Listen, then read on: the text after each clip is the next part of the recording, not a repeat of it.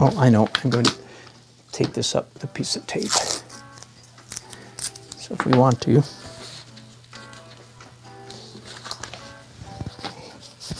There.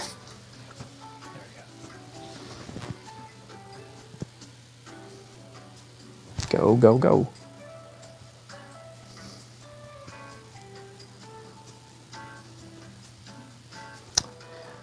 All right, I believe we're broadcasting. Hello, friends. This is Dan. Daily Outer Adventure number 587. Painting critique. So I have in my studio today my good friend Harold. And my good friend, the Ham. Harold is not camera shy. Good for you. Not at all. And this is his painting. It's in acrylics. It's about 24 by 48. This is the reference photograph.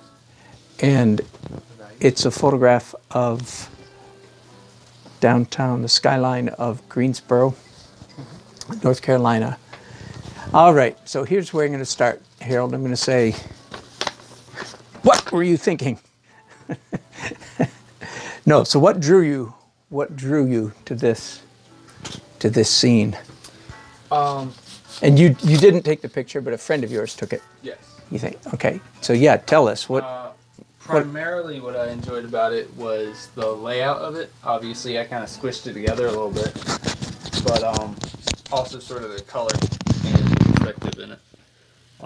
I guess primarily was the way that the purples and greens kind of flowed together. Okay. Good. Okay. So composition and color, and you made two very correct, in my opinion, and important modifications. Number one, this has too much sky in it. Yeah, so you either crop the sky or you raise the buildings, whichever you want to look at it. And you compressed yours this way, both of which I think are good decisions. Okay? And it's acrylics. So we've got our acrylics out. I'm gonna make Harold modify it somewhat. That's what attracted you to it. Yeah. And we can certainly see the correlation. I saw this painting before I saw the photograph. After I saw the photograph, I understood the painting better. Let me tell you some of the things that are nice about it. Is first of all, that you've got some fun, paint splatters, spontaneous stuff happening. Yeah, paint splatters. Are these your scratches? Mm-hmm. Did you do that with a handle or something? Yeah. I see several bits of that. That's because you watch me or something. Is that right? Okay, and I agree with you. This area is real interesting. Everything else has the potential of being interesting. Keyword potential. So good composition, good, and it's real loose. So that's you're not locked in too much yet. Okay, what parts are you not happy with? This. That building. Okay. Primarily that building. I really don't like. In the photograph, I really enjoyed this building. Okay, and this one over here. Yeah. I'm not doing a good job at recreating it. Okay. Okay. And then also this part here. Yep. There's a lot of chaos in the photo, and it's kind of, because it's blurry, it's kind of hard for me to like wrap my head around exactly how it is. Yes. For instance, this here, I don't know if this is a different building or part of this building, or if it's closer or further. I don't even know. But I would like to kind of recreate that glowy chaos that's happening there. Right. Okay. So yeah, I am pretty happy with sort of this tree line and the shadows and stuff in it. And again, with that this area here. I'm happy with that, and I'm pretty happy with my sky. It's just... Except it's too dark. It is a bit too dark. Right. And then this building is on the verge of becoming better. There you go. Okay, fair enough. Yeah. All right. So let me I agree with everything you said, and all of those are understandable issues. I think, and I'm just taking a guess here, I think this is a parking deck. It looks like Let me zoom in again. I'll zoom into the photograph. I think that's a parking deck, which is what you've got reflected. I do think it's probably part of that building, but just because it looks like the top of this lines up right with those. But It appears to be a little bit lighter than that, so I don't know. Yeah, definitely. It does, but it might be because of all the light down here that's... maybe, I'm not sure. I don't know. Yeah. No, it's definitely not the same building here. Like, this part extends out beyond this part. But I'm not sure if it's sort of even the same extends color out here and then it turns into the same building across here. Yeah. Let's start out with an easy lesson to learn, okay? And this is a general. This is not a Dan Nelsonism. My observation is that most of the time, when you're doing a nocturnal painting, the sky can actually be considerably lighter than you think. You can get away with. I had this experience, man, I remember 8 or 10 years ago, I was doing a event painting in downtown Raleigh at a festival. And of course I was doing my underpainting in acrylics. And for some reason, to this day, I have no idea why I did it, but I did my sky underpainting. It was turning into a nighttime scene, and I picked up 2 big brushes full of red paint, and I painted the sky red. And the sky, the finished painting had a red sky. Oh, really? I mean, I touched it up more, but it was definitely a reddish sky, and that's not the normal. But what the lesson I learned is like, wow, you can do almost anything in the sky with a night sky. But the general principle, I believe, is that a nighttime sky can be quite a bit lighter than you think. And if we compare what you've got to the photograph, this is much brighter. And I think one of the beautiful parts about this photograph is the purple color. You know, they're going from deep blue to purple. Do you agree? Yeah, I agree. Would you like to and as I look at after I saw the photograph, then I can see that this sky does have transparent purple in it. It does. But it's on top of something too dark. So let's do this. We're not gonna paint the sky purple, as you can imagine, with opaque paint. Here, let me do it wrong just for a second so people can see what we're talking about. By all means. I'm gonna wipe this off. So let me wait. I need a rag. Here we go. Oh, you know what else we need? I'm not ready. I'm not ready to start painting. Medium? No, we're good. I need water in this bucket. Oh. Here. No, I've got it right here. Would you please pour some of this into that? That's right. All right. So, and this is what I'm doing right now is for you guys. For the viewers. For the viewers. So I'm mixing up white. Yeah, hang that on that little hook there. I'm mixing up white and purple. White makes stuff opaque. To make opaque sky. Okay, now that's not terrible, but it's not great either. It's not great enough that we're gonna leave it there. So what's wrong with that is it's opaque. It looks chalky and pasty. And, it's not coming off perfectly, so sorry about that. All right, we're okay now. It looks chalky and pasty. Yeah. So Harold, what I want you to do, I might actually help you because it'll take a few minutes. We might do this together. Yeah. We're going to paint the sky white. You're going to paint it white? Yep. Okay.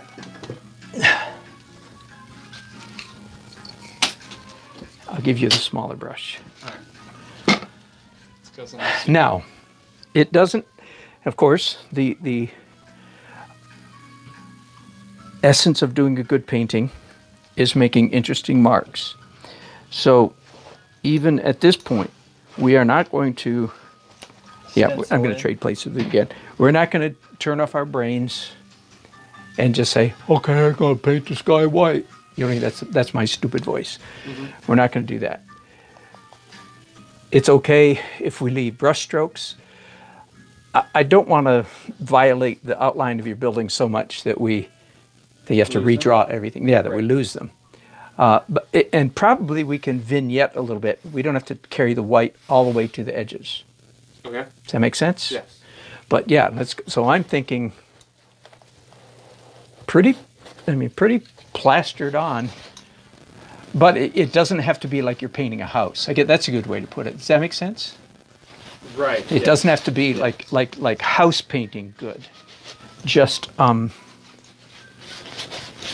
and I need more water on my brush. So I'm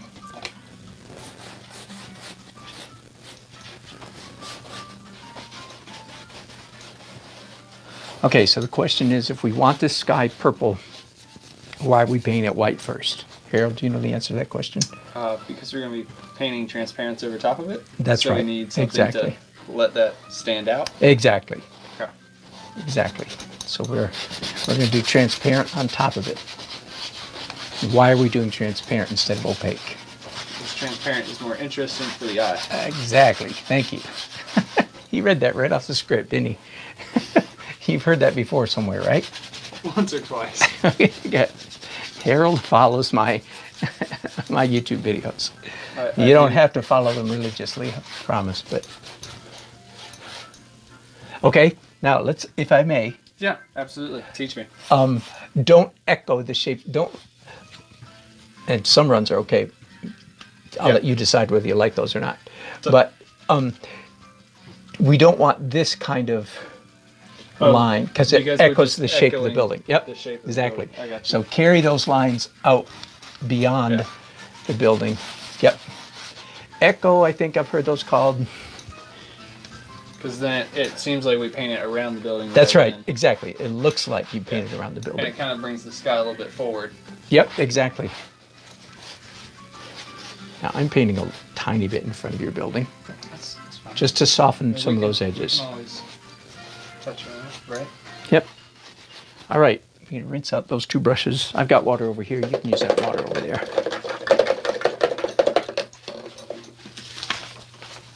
Okay, so step number one, we're going to start fixing the sky. Now we have to wait a few minutes for that to dry, because if we go into that wet white paint, if we go into white paint before it's dry, it will simply turn whatever opaque color and not be as attractive, not be as interesting as transparent color. So while we're waiting for that to dry now, let's start. Move the camera? I think I'm blocking it. No, yeah, oh yeah, maybe we will. Yeah, put it in the middle. Put it in the center. Yeah, if we're both going to paint, maybe we can do that. Hang on, friends, while we use and abuse you and move you all over the place. And we might be able to even raise it a little bit higher to get over your head. Well, we can't get over your head, but... Yeah, that's better. Is that better? Yeah. All right. Now, let's talk about perspective. We want that to dry, so I'm going to stick this back up here. First of all, when I finally saw the photograph, after seeing your painting, I came to understand a little bit better what you're trying to do. Because there is one fairly unusual thing happening in this painting. And that is that the viewer, we are, it looks to me like about 40 feet off the ground. Yeah. I don't know if we're on an overpass. I think we're on a parking deck right now. On a parking deck? That makes sense. And I wasn't sure about that till I saw the photograph and I went, oh yeah. Now we don't know where the horizon is really. Because, yeah. About here, right? Yeah, it looks like about there. Yeah. But we can't tell for sure because buildings are in the way. Right. So we don't, I mean, we're obviously up in the air. Okay. We're looking down. This is, let me zoom in there real quick. This is like an outdoor mall, right? I see bodies. I see people walking. Yeah, there's certainly people there. I'm not entirely sure. And I know that there, from my understanding of Greensboro's layout, there is a park right in this area behind this building. Oh, okay. There's a park, and I think it might wrap around this. Yep. Okay. Entrance or something. Okay.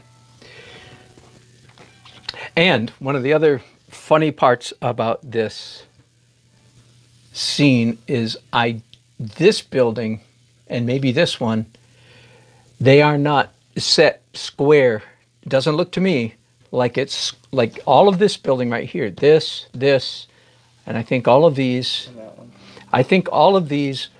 are built square to one another. Does that make sense? Mm-hmm. I don't think this one is. I think it's built at an angle. It is. So. And then this one is also set. Yeah, that's right. Further back. Yeah, and it maybe parallel to this one, or it might be even slanted even more. Okay, so you have all kinds of crazy things happening here. But let's start with all of this structure here. All of these lines, if they're built square to each other, like a typical traditional city, then all of these buildings should have exactly the same vanishing point. Right. And it's going to be right there. Like imagine we're standing on a bridge, on a parking deck, whatever. We're looking straight out this way. The vanishing point is a person our exact height and size standing 16.3 miles away on the horizon. Okay, or whatever. I forget what the number is. Something like that. For the curvature of the Earth takes it completely out of sight. So so all of these buildings would share if they're built square. Which, in fact, it is hard to tell. Let's pick up a ruler and just see if we can. Oh, good. Nope. I'm looking for one that's slightly shorter. I don't have one. Okay. But I have a nice new one with not too many marks on it. So let's all try to figure out if we can. So the most obvious line in a place. In fact, here, let's go ahead and draw some lines. The most prominent, outstanding line in the whole thing is that one right there. Right? The second most is that right there. Whoops. And my other monitor just ran out of battery, so I'm going to try to turn this one back on. It was working, but I hate to. So the vanishing point for this building right here is right there. Yeah. Isn't that crazy? I mean, I could fudge. Yeah. Can I be fudging a little bit? Let's double check. No, it's right around there somewhere. So that means that this building is not parallel to this one. Because this one goes way over here. And this one is right there. If those two buildings are built square to each other. Yeah, can't you? How about this one right here? Ooh. Oh, this building here is square to this structure, right? Can't you follow this line here? Yeah. So but that's and I think that's easy. That definitely goes right there. So what I wonder is does this? Well, that one does seem to go to that. Yeah. We can, fudge it a little bit. So what are we finding out here? And then this one? That this city was that can not go. Built in a grid fashion. That's right. That this city was not built in a grid fashion. That's exactly right. So right now it looks like this building, these four, 1, 2, 3, 4, all have a vanishing point right there. And probably this one here as well. Yeah, probably. It's fuzzy enough we can't tell, but yeah. Close. Let's call it. So 1, 2, 3, 4, 1, 2, 3, 4, 5 buildings. Yeah. But this is not. That is crazy. Which is odd because it actually looks like it's actually attached it looks to like this it building. Abuts it. Yeah. Wow. But clearly, look at them. We have all these lines right here. They all converge and they all converge there. There's no way this line points to that. I mean, there's no question about that. Wow. Now, don't you wish we could fly over to Greensboro right now? Right. And just and take a picture, say, what? And then, again, I think our guess is clearly correct. This building right here, the vanishing point is completely, let's just pick one of these, completely different. That's like right over there. Mm-hmm. So we have, at the moment, three separate vanishing points. Yeah, and then if we want to throw this lovely building into play as well, it looks like it vanishes. Yeah, we could probably twist that one to make it over here, maybe. Well, no, because you see if this building is actually built like this, and then there's an edge here. See it goes in, comes out, and then goes back again. Yeah.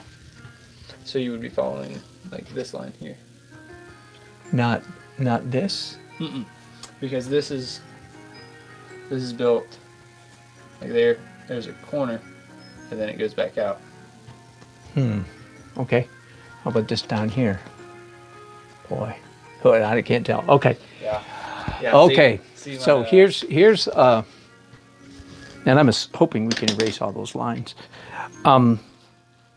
As an artist, this is one of those should I or shouldn't I kind of things. If you paint it the way it actually is, will anybody believe you? Right. Like, we hardly believe ourselves. We hardly believe it ourselves that this building doesn't line up with this one. Now, all the people in Greensboro, they would say, no, that's the way it is. Those two buildings connect at an angle. I mean, such things happen. Yeah. But doggone it, now you're in a pickle. Do I straighten it? Do I leave it? Exactly. This building, we can clearly make that one. Yeah. A different vanishing point.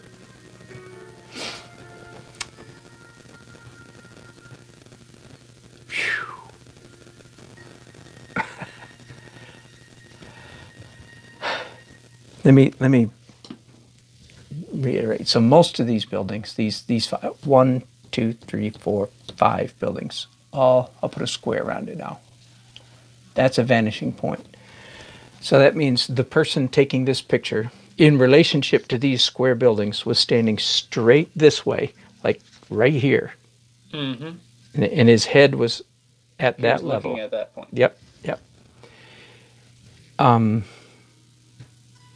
What would happen if can we twist? Well, let's see what you've done anyway. So by that assumption, hand me that yardstick. Yeah. So the assumption would be in your painting, it'd be right about here. We're fudging a little bit because you've changed the building, and that's okay. Yeah, it could be right there. Is that where you'd like to put it? Okay. So well, let's just see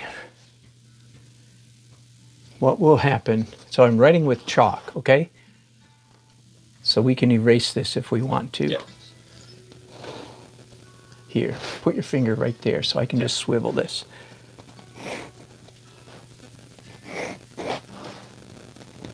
Man. You don't. I'm just using these as guidelines. You don't have to. You don't have to do any of this. Yeah. But we're just looking at it. Yeah. And then here's another one. Yeah, put that back there. That would go like that.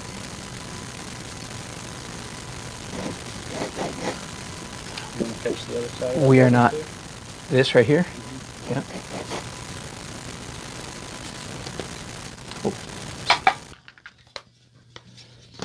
All of a sudden, my electricity got noisy. Isn't that weird? It's been plugged in all this time and without any static, and all of a sudden, whew. A lot of corrections. So, what do you think? I think, Harold, that this is one of those cases that if you paint it the way it really, it's a hard decision. It's hard to know. This is a judgment call. Mm-hmm. But before we did that, did you think this had the same vanishing point as this building? I did. Yeah, just by it does glancing. appear it to be that way, and yet it doesn't line up at all. Right. And then the next question is, well, if we make that, then these buildings are all supposed to. Okay, so let me tell you. Here's how I would do this if this were my painting. Okay, have you used the black pencils yet in your paintings? Mm-mm. Do you know what I'm talking about?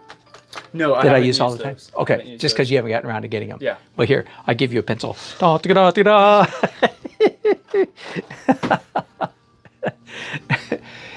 Having done that, this is what I would do. And take the pencil. I would just take the pencil and start drawing a whole bunch of lines, and I'll let you do that. Let's do it.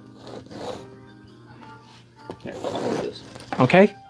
Do you want to just do it Either way, it's fine by me. It's quicker that way. Let's just go ahead and do it then. Let's just go ahead and do it.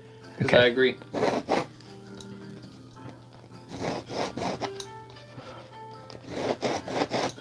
And now, by the way, now with this line here, and this is a question for my learning purposes. Not to question you. But wouldn't you want to go to the corner there, or? That's a good question. Are we going all the way down there? Like where are we starting it at? Yeah. I don't know. You're gonna have to decide which one of those lines you want to use. Right. But it does come down. Yeah, this line should be in line with that. Because you did those two that way. That's why I was asking. And then this one here would be. And then there's the vertical, that peak. Yeah. And I'm just eyeballing the peak now. Right. Okay, let's go ahead. Is it still in the right place? Yes, sir. Okay, let's go ahead and do the top of this building. Now, for everybody, any students watching, what we're doing right now is one of the benefits. And this building here. Yeah. Wouldn't it be? That's right. All the way. Exactly. Where's our spot? It's right there. Yes, sir. Yeah, it would be like that. There you go. Fine. Do you see what I'm doing? Mm-hmm. So just really, really narrow. Yeah, and that makes sense. Yes, it does. Because it's very far back. Right. All right. Quick word to my regulars, my students. And this also, right? I'm not let's look at the photograph. I'm not sure. I can't imagine that it would be, because we're assuming that that's connected to that. That's and right. At a different angle. Except, look, you've got this as one perspective and this as another. See? Yes, I do, and that's because I sectioned this off and was like, don't know what's happening there, so we'll figure it out. So what would happen if we? Because there's our vanishing point right there. Yeah, and it doesn't have to be exact. You know? What would happen if we made it a part of it? If we made it, if what we're doing is making that perpendicular or built on the square with this. Mm-hmm. I think that I like it. Which visually, it would be the easiest for the viewer to understand. Right. Okay, so you can see the dot there. So take this and draw several lines. They don't even have to be. They don't have to be a part of the structure. They're just guidelines. Right, just guidelines. Does that make sense? Yes, sir. While you're doing that, let me then go to a broader principle.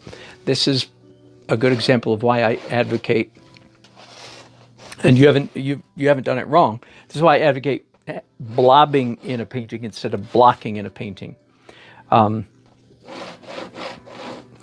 Another way of saying the same, that is, stay loose until you lock in. Because we've just, of course, in a sense, made shambles of poor Harold's painting. I wasn't enjoying it, to be honest. Okay, I think that's enough. I think, well, 2 more down. Do another one lower. And now that I see it, I'm not sure that's working. I think that it works for this street that's going on. Yeah, that's right. But it makes it look quite different from the photograph, and we have to decide if we like that or not. I think that it does. It makes sense with the picture. It makes sense with this street. Yeah. And makes sense with the painting, but not the picture. Yeah, right. Okay. See, this would be. That's right. That's right. And this is the parking deck, and you're going to put street lights and people down there. And then we just have this one building that has a vanishing point at a different place. Here, let's. Do you want to go ahead and make that? Yeah, let's. I'm just saying. And since we are making this painting, this particular structure, we're kind of making that one's vanishing point up. Can't we choose? We can. Exactly. Say, this is where it's going to. Exactly. So, to be clear, though. You want to see what it would be like if we vanished there? No, I don't. That's the vanishing point we have for all these. Right. So that is also the horizon. All vanishing points. Let me say this carefully. All vanishing points meet at the horizon. That's assuming something's sitting on the ground. Oh. This does not apply to spaceships, blimps, airplanes. Right, because they're not. In Magic World, where they have giant cubes, buildings floating in space. Like the Blue People thing movie. Yeah. This does not apply to that planet. Right. But in our planet, where most things are actually sitting on the ground, that means they all have the same vanishing point. So the vanishing point of this building, we don't know where it is going to be, but it absolutely has to be I see. On the same horizon. It has to be along that line somewhere. Does that make sense? Yes. So we could take two of your lines, just for instance. You pick, well, that one's nice and clear and sharp. Yeah. Are you with me? Mm-hmm. So let's line that up. I agree. That means the vanishing point might be there. No, we'll come back to that. But if we take one of these down here, the vanishing point is there. So somewhere between there and there is the right answer. You can see that I was just getting the concept of this building. That's right. Exactly. Now, let's see what would happen if we actually pick this one. So I'm going to put a circle around it. Now, again, to those of you who, let me give you my usual linear perspective disclaimer. This is not for you. You're going to learn linear perspective. Okay. But to some of you who have tried to learn linear perspective, you've read a book, you've watched 4 YouTube videos, minimum of 4. You've taken a class, you've heard it explained to you, you're watching me do it right now. To those of you who give it the old college try, and you still have no idea what linear perspective is about, then I'm going to tell you, don't ever try, don't waste any more of your life trying, because you're gifted in other areas. That's a nice way of saying that. I've never seen a light bulb come on with somebody who, like you, has tried. You're not just one more lesson, probably. Unless you're young. If you're under 20, this doesn't apply to you. But if you're over 20 and you've tried, then give up on linear perspective. Learn how to compensate. And I've talked about that so many times. Use the angle of your brush and use the numbers on a clock face and so on and so on and so on and so forth. But but those of you who are learning linear perspective, you haven't given up yet. Good for you. We're kind of doing it backwards here by taking a half-finished painting and do it reverse engineering. Sort of my fault. So that's, yeah. But, okay, so here, this time, I'm going to put a pencil right in that hole. And you take... You just use this one. Yep, and you draw the line. Let's see how we end up. Yeah, you draw them wherever you want. Right. Yep. And again, the good news about blobbing in a painting is we're doing all this. I mean, certainly Harold had stuff drawn in place, and now he's going to redraw it. Here's a word of encouragement for you, Harold. To be fair, I didn't necessarily draw it into place. I took a brush and I said, "Here's a brush." That's right. I could exactly. No, I can see you drew it with brushes. Yeah. Okay. Okay. All right. Here's the good news. Should we find a vanishing point over here? Or let's use the same vanishing point. For this one, for that one, but don't we need a vanishing point over yeah, here? no, we do, although it's going to be about 6 feet off the end of the canvas. Right. Okay. So for that, you just eyeball it. Oh. Here, so again. Right. Yeah. It's going to be something like that. Yeah. Forgive me for doing that so loosely. You're fine. But yeah, it's pretty close to that. That way I can erase some of our lines. I was going to say that, so all of your previous work is not wasted. Let's be encouraged a little bit, because especially when you work in transparent layers, because every layer put on, it does not, if you do opaque layers, every layer you apply obliterates everything that came before it. Does that make sense? Mm-hmm. But if you're dealing mostly in transparent layers, then the stuff underneath still continues to show through. So all of your quote-unquote mistakes are just going to become part of the pleasant visual chaos of your underpainting. Right. Does that make sense? Yeah.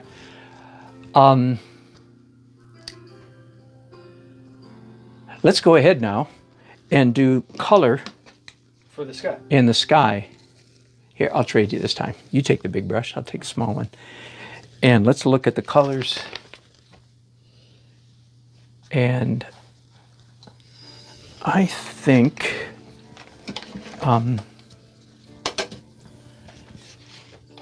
I'm thinking this is going to be ultramarine up there, fading down to purple down there.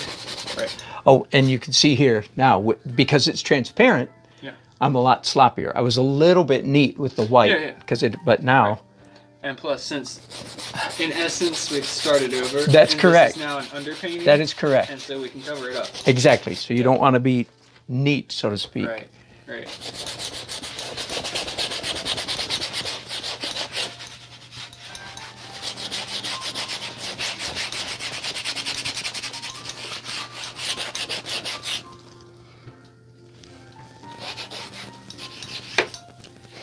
Now, I suspect that the sky is going to require more than one layer of this blue and purple. Okay? Although, remember what I said earlier, one of the rule of thumb, if you will, of painting night skies is that they can usually be like, okay, now that's opaque, so just spread that out.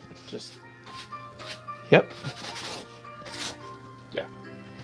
And blend, and take the purple over there and blend the purple into the blue and vice versa.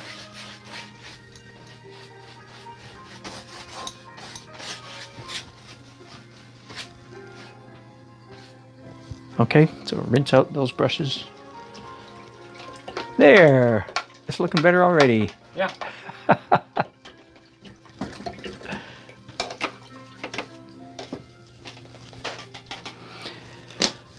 Now, let's look at the photograph again.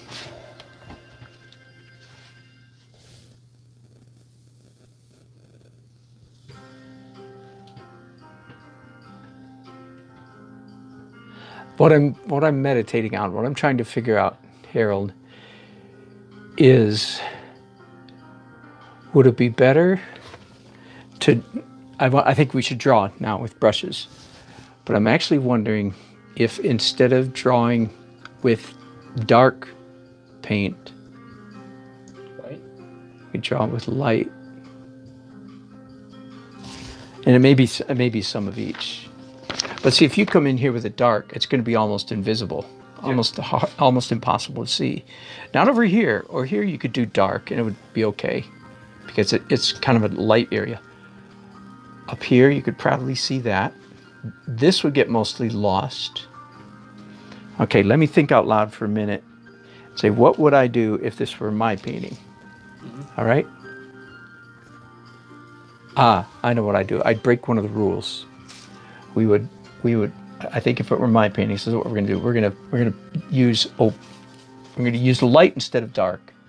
But we're not gonna use white. We are gonna use opaque. Okay, which is a breaking of the rule, the system. Because the system, generally speaking, is everything in all the colors in the underpainting are transparent. Right. So that's the rule we're breaking. And the reason is simply because we need to be able to see what we're doing. Right. All right? Now, let me stop here just for a minute, because I discovered a couple weeks ago when I was teaching an art class, I had forgotten that this is how some people paint thin lines. I know I did this as a child. That is a mildly offensive statement. Because the mistake that many of you are making, I made when I was a child. I didn't mean to be offensive. It just came out that way. I think you maybe I took it that way. You said it. I haven't made this mistake since I was a child. Now I'm really digging a hole. All right, here's how some of you think. Here's how you make skinny lines. You get, never lick your brushes. You get smaller and smaller and smaller brushes. Synthetic soft brushes. That's not good. That's right, that's no good. Let me demonstrate again real quickly how not to paint. This is huge. This is how you do not paint. Whoops. I'm going to hold it up sideways so you can see. Hold it up sideways to the camera. Are you with me? Look at the point of the brush. Let me get out here in the light. There we go. Okay, look at the hairs. Notice how the fibers, the hairs of the brush are bent. Do you see that? And some of you are saying, yeah, so what? The answer is, I'm going to be really harsh. Never paint that way. Let me draw that. I'm going to draw a diagram. Never paint what way? Now, of course, you understand when I say never, that's one of the rules of painting. And every rule can be broken. Do I hear a hearty amen? Every rule can be broken. But you got to know the rule first, otherwise you're probably just screwing up. Here's a close-up of a brush. There's the ferrule. There's the wooden handle. And here are your fingers and the death-like control grip hanging onto the brush. And here are the hairs on your brush, okay? This is a brush being used in the proper manner. And here's the canvas. Now, here's a brush. I'll use a different color. Here's a brush being abused in the wrong manner. And there's the canvas. Do you see the difference? This is a great big giant. No, brushes, you don't make skinny, now, of course, this, absolutely, there are times to do this, but it's the outrageous exception to the rule, not the rule. All right, so let me go back, because just a minute ago, I was painting on Harold's painting. First of all, get away from those nasty, synthetic, fake sable. I'm not upset that they're fake, you understand. Now, get away even more so from the real sable brushes. Get away from those. They're keeping you from becoming a good painter. And translate all over to bristle brushes. So this is a fairly small brush, but I just want you to see this is the way you paint a skinny line. Not like this. Yeah, that's bad. And listen, I know I'm being a little bit mean. I cannot tell you how many thousands of paintings I see where the painter, the artist, doesn't understand that. So they end up, let me use the back of this notebook again. So they end up, when they're painting, they have 1,000 strokes on their painting that are all somewhere between 3/16 and 7/32. I'm being facetious. Whatever the width of that line is, that's crap. Don't tell your mama I said that. Those are ugly lines. They're pretty ugly. I'm not gonna lie. Those are ugly. In fact, I would even go so far as to say those are ugly. Those are childish lines. Which means yeah, those are bad. Those are bad. And I see thousands, literally thousands of paintings where the people don't know that. They've drawn like this. Mm-hmm. Never do that again. Want to be a good artist? Never again. Of course, every rule could be broken, blah, blah, blah. You know that. Because so there might be one time you do it, and the rest, the 60 years remaining to you, you'll do those lines twice. Hopefully. I'm being really snarky today. Harold put me up to it. He's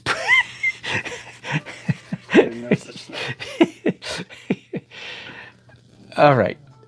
So we're down here again. So we drew pencil lines in here a little while ago. And some of you are going to be saying to me, we're getting off topic here, Harold, I'm sorry. Some of you are going to say, yeah, but my hand shakes. Can you see my hand? It's shaking all. Do you see the brush shaking all over the place? Witness my distress. In other words, shaking is good. Shaking is good. That's right. The day will come when you will draw a straight line. You've heard this joke, right? My joke. Boo! The day will come when all of us will straight line, also called flat line, and all our loved ones gathered around our bed will be weeping, wailing, and gnashing their teeth because they love us so much. And they are traumatized by our straight line. And they're traumatized by our straight line. That's even worse. That's even a worse picture than I had in mind. Yeah. But until you flat line, you can't draw a straight line. So Stop trying. Yeah. Okay, so that's why you don't hold the brush this way. That's a bad mark. That is a bad one. You agree? I agree. Yeah. All right, here. Let me turn that over to you. Right. I've done too much already for you, but I got carried away. I don't like one bit. Now, while Harold is finishing those straight lines, and you could do, when you want to, switch over to dark ones. Yeah, I think I'll switch over. And I think you could do probably that, maybe. I'm not sure. It's hard. That's a judgment call, whichever you want. Yeah, okay. Yeah. I think you could do this building, this face with light lines, because it's a light colored building. If you don't mind, while you do that, I'm going to sit down. Oh, by all means. And while Harold is drawing skinny lines, this is a good time to talk about the dance of painting. The essence of good painting is making interesting marks. The essence of interestingness is variety. So when you're painting, you want your marks to be varied. Within that whole principle, though, you can imagine comparing the painting process to a dance. And I'm saying that in a dance, there are big steps and little steps. Now I'm mixing metaphors here, mixing with painting. Big and little marks, light and dark marks, and literal and expressive marks, or artsy marks, or abstract marks. Any of those words will work. Does it make sense? Mm-hmm. Right now, then, the marks that Harold is making on his painting at the moment are small. Does that make sense? Tiny little brush making skinny lines. They're small, light, and literal. That means that it's very likely that the next dance step he's going to take is going to be quite contrast to that. Right. So the options are large, dark, and expressive or abstract. Now, it doesn't have to do all three contrast. But it's just, how do you know what to do next? I'm asking, how does one, using this technique, this approach to painting, how do you know what to do next? One of the answers is, well, what did you just do? In fact, what did you just do twice? And if you've just done two phases or two stages that were both quite literal and realistic, then you should seriously consider about making some kind of abstract mess. If you've just done one or two steps that were small, then you should think about going back to a big brush and making some kind of mess. Almost. Whoops. This line would go straight. Right. The closer it gets down to the horizon, it would go like this. Because your vanishing point is way out there somewhere, but it would still have that effect as if the fulcrum were out here. Mm-hmm. So it's steeper at the top, flatter at the bottom. Right. Almost.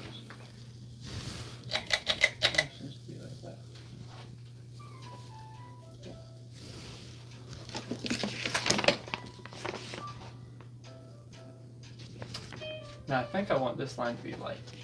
Pretty sure. Okay. Yep. Mm-hmm. Yep. I think now I will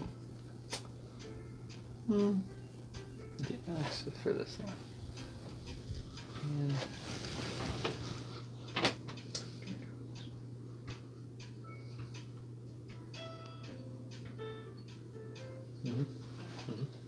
Yep. How about at the top of this building in the middle? There's a lot of light stuff. There is. So like this this angle is not quite right. No, it's not. It's supposed to go this way a little bit, although way over there somewhere. Here, I'll leave this here, and this thing at the top likewise. So you could do some of that. Oh, okay. Let me do this a little bit. Let me step in here. Sorry. You're fine. So we're outlining, and we're being quite drawy.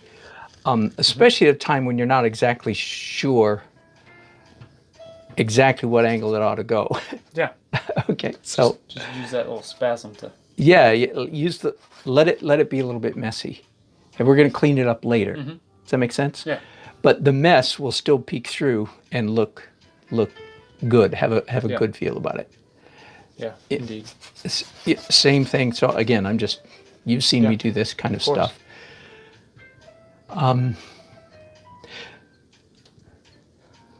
And let me just do a little bit over here then. If this is a parking deck, which we think it is, then we can begin to, and I'm not going to follow the lines that you've made. I'm just going to use them as guidelines. Okay. According to the photograph, there are lights inside the parking deck, and so they're coming through. It's very bright. See, now is there a corner there? Or does I think there ought to be a corner. I think so too. I think the corner might ought to be here. You think maybe it shouldn't be there? I think it ought to be there. Yeah, I think so too. Yeah. I think so too. So then right there. It starts going down the other way. Right. All right. It's like the only good time for the bristles to yeah, that's right. That's right. It's exactly because we're not going like that. Yeah. Okay, let's pause and think about what to do. Now, we're not going to finish this whole painting here today. I've got another painting I want to get started on. But let's talk about, take that photograph off so we can see let's talk about what ought to come next. We can put another layer on the sky. We can.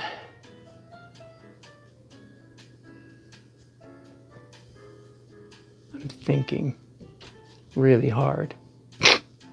Smoke's coming out my ears.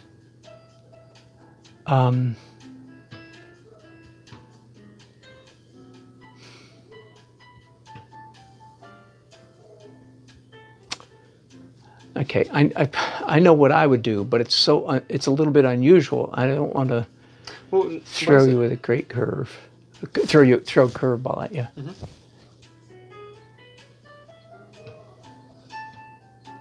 That's right. I know what to do. What's that? We're going to paint. We are going to go to big brushes now. Okay. And here, I'll let you do it. I just put two colors, orange and yellow, on that brush. And I want you everything that's light over here and here and here and here. I want you to mess in a messy manner. And I'm going to follow up perhaps with a rag, because I think the paint that I put on that brush is a little bit too opaque. Yeah, it's pretty opaque. In a messy manner, just go on top of everything, do a glaze on top of all that light stuff. Okay. And make it really, messy. Right. Yeah. And go outside, if you will. Outside? That's right. So. Way outside. Yeah, way outside. Way out. That looks pretty good. Yeah. Yeah. And then exactly. Here is yep. bright as well. Okay. Now make sure you did an ergonomic stroke. You went right because that feels natural, but it does not because it looks good. Right. So don't make wiggles with your hand. Make strokes. Right. Okay. If you put some water on that, I think it'll be good enough to do a little bit more. Ooh, this is looking good.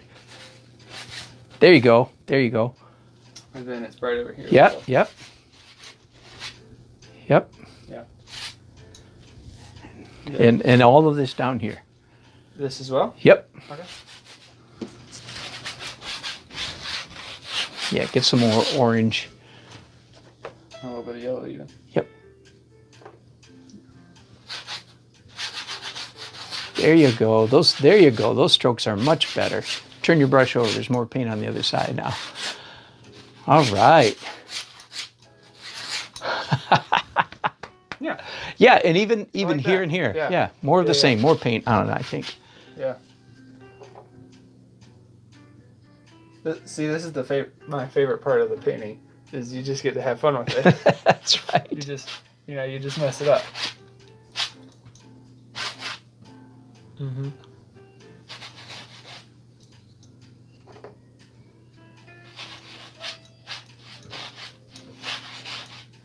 Okay, good.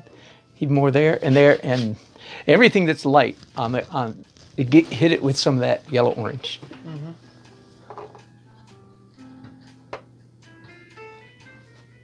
It's really bright right here. Ooh, that was a nice stroke. That one little skinny mark that you made. Leave it, leave it, leave it, leave it. I like it. I love it too. Yeah, yeah. Yeah. And do this in the stuff that's above your trees here. Right. Now, what we're getting set up to do here is to come back with another light, white, opaque layer. Does that make sense? Mm-hmm. But why would we do opaque on top of this? Because the next layer of white, we're going to be a little bit more defined, a little bit more accurate, a little more definitive than the current layer of white. Right. Okay, now stand back for a second and say, does your painting look suddenly, for some strange reason, a whole lot better than it did? Yes. It does. Mm-hmm. That is so weird. It is. But it does. Yeah, it does. It's like, okay, now you're seeing some of the glow that was attracting you to this photograph in the first place, right? Mm-hmm. So again, one of the principles there is transparent colors are so much more interesting. All of this is transparent. Yeah, all of it is. Yeah. Now, I'm going to do something. In fact, it's the entire painting is, aside from the white that we put on it recently. That's right. It's That's correct.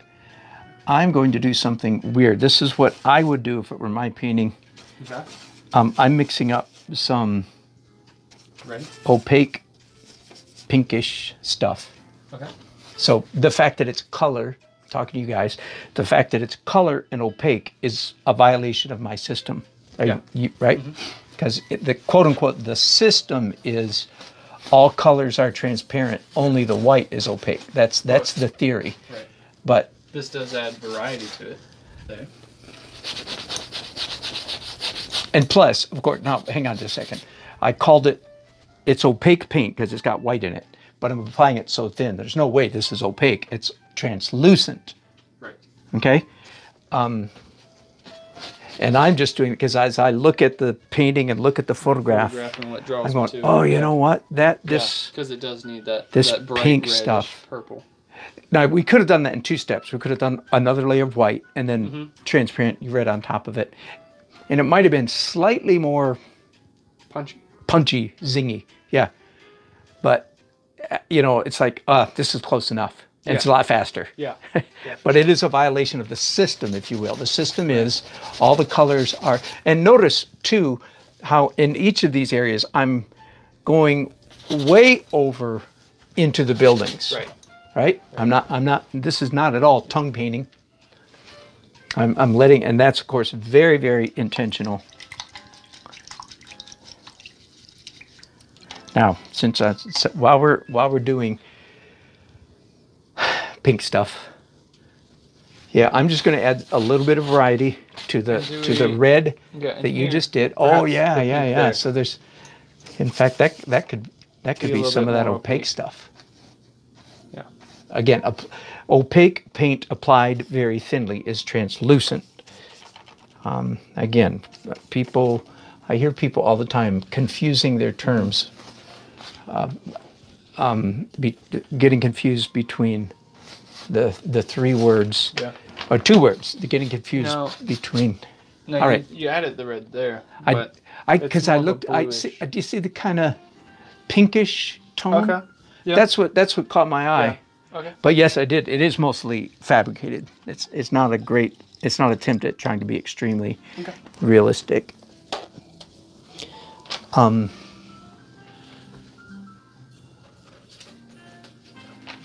Okay, I think we'll probably stop at this point, even because I want you to take this and work on it on your own. Right. I think we've made some good progress. Some of it very surprising, and some of it very challenging. You picked a hard picture. I did. Because of the strange perspective, and I didn't even know originally looking at it how strange it really was till we started measuring. Right. And then if you were watching us, folks, and you saw that we decided to move some buildings around and, mainly straight line this building up with this one. Anyway, so Harold, here's where you go next, in my opinion. So the last thing we did, the last dance step we did was large steps, big brush, big marks, large, light, and pretty abstract. That was not drawing. That's not what I call drawing. No, that's when we're going outside the lines, sometimes as far as 6 inches. that's messy. So the next dance step could be small, dark, and detailed again. Right. So what I think I would do is then take a small brush or brushes like this and use either purple or blue or brown or a combination. Could even be a dark green, whatever. And draw. So you look at your photograph and you just start drawing again. Right. So, you might even do some of this, a little bit of, you can't see me, I'm doing, you might even do a little bit of this. Try not to, too much. But there are times, again, that, the rule is never do this. And then there's a time to break the rule. Like last weekend when I'm doing a portrait that's this big. You better believe I'm going like this. So draw with dark, small lines, and then another layer of white. Right. And every layer gets slightly more refined, defined, and accurate. That layer of white would go for the buildings. Anywhere there's everything that needs to be lighter. So all of the ridges in this, and see, these are not even right now, so that needs to be redrawn. Do you see what I mean? Look at the building. So that's just a matter of drawing. Of, as I say, kind of putting your butt into the chair and just keeping it there till it just takes time. You just have to draw. So there's a lot of drawing to be done, but now that you have sort of the skeleton worked out, you'll find the drawing a lot easier. So dark details, then light details, and it's anything that needs to be lighter. And then at that point, if you like the painting, then it's time to go to oils. If you don't like it, if you're not sure, then stay in acrylics for another layer or two. But the last layer in acrylics, in my book, the last layer is always white. Okay? So you 2 more layers for sure. Dark details, then light, and then maybe go to oils. If you're not sure, then do more, like you could do more glazes on top of the white, then dark details, then white again. And then maybe it's time to go to oils. Does that make sense? Okay, yeah. And like say, for instance, now that this red is drying, it's quite a bit darker than it was just a few minutes ago. And if you're going, that needs to be lighter. Let me just do that first. Okay? So now that doesn't mean that this was wasted. It just it still shows up because the white I'm doing there now is translucent, so we can still see through it. And of course, it's obvious now that this that I'm doing right here really is going to get a glaze on top of it, right? Yeah, and even over here, it's still kind of dark. Exactly. Does that make sense? And we still don't know if this needs to get darker or not. Don't be in a rush. You can do that in oil too. You know, the first layer you do in oil is glaze, so you can make things like that darker. In fact, that's probably what I would do. I would save darkening this. You want to darken that with acrylics? I don't think I would. I think I would save it to the oil stage, partly because the oil glazes are just prettier and they're more controllable. You can make them thick or thin. You know, as you see, it's kind of hard to control acrylic glazes. They're a blunt instrument. Yeah. Oil, you can make it from transparent, white as glass, clear as glass, to almost opaque. You know, it's all transparent. Yeah. And with oil too, you can put it on and then wipe it off, which you can't really do with acrylics. Right. And you've got 30 seconds to wipe it off. And then even then it doesn't come off perfectly. Right. So yeah, I may save this. You know, what color should this be? Make it lighter in acrylic. You know, when you're done with the acrylics, you don't want it too dark. Yeah, I'm saying that right. Does that make sense? You don't want the acrylics to be too dark. Right. In the sky in particular. Yeah. In the sky. Because the oils are going to make it quite a bit darker. All right. So then in that case, I think that all I would do to the sky is maybe lighten up here. Yep. And then here. Yep, yep. Right, right. And then save it. Yep. And leave it for the oil. And even the fact that this yellow is escaped. So that's that's what glow. Mm-hmm. That's what looks like a glow. All right, let me look at some of your chats before we end here.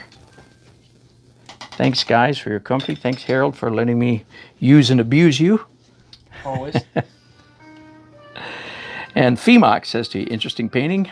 He said this an hour ago, so who knows if he's still watching or not. But always difficult to get a good focus in a scene like this without making it maybe too abstract. Is there such a thing? Almost not, Femox. You're right. Is there such a thing as too abstract? I don't think so. Good question. Good question. And Pudiccio says, hi, Dan. Love your videos. Thank you very much. And some person says, looks like it needs 3 or 4 point perspective. And that some person was exactly correct, as we found out. And the same person says, maybe you could edit a building out to simplify, which is, and some person, I don't know if you're still watching, that is essentially what we did. We moved some of the buildings to make more sense. Mm-hmm. Yeah, we did. We did. Pink Cage Pie says, howdy. And some person says, sounds like we're playing bongos. Whoops. And Michael McEwen from Scotland says, you should give him your list for painting. Oh, there you go. That's right. He's probably already got it, Michael, but I'll make sure he does. And Femox says, still here. Good painting. Thank you, Femox. That's fun. Appreciate your participating with us. All right. So for the rest of this afternoon, I'm going to start a painting and start a broadcast with it. And Harold, we do a couple things. You can just hang out and watch me paint, or better idea, you can work on your painting. Yeah. You could either borrowing some of your acrylics. No, of course not. And we could either you could do it downstairs, or we could figure out a way to do it up here. Fair enough? Fair enough. All right, guys. Thanks so much for watching. Appreciate it. Thank you, Harold, for letting me use you as a guinea pig. It's been fun. And some person says, I always like your videos. You're so cheerful. I appreciate it. You catch me at my bad moments, I see. I mean, you've missed me at my bad moments. Thank you. Thanks for watching.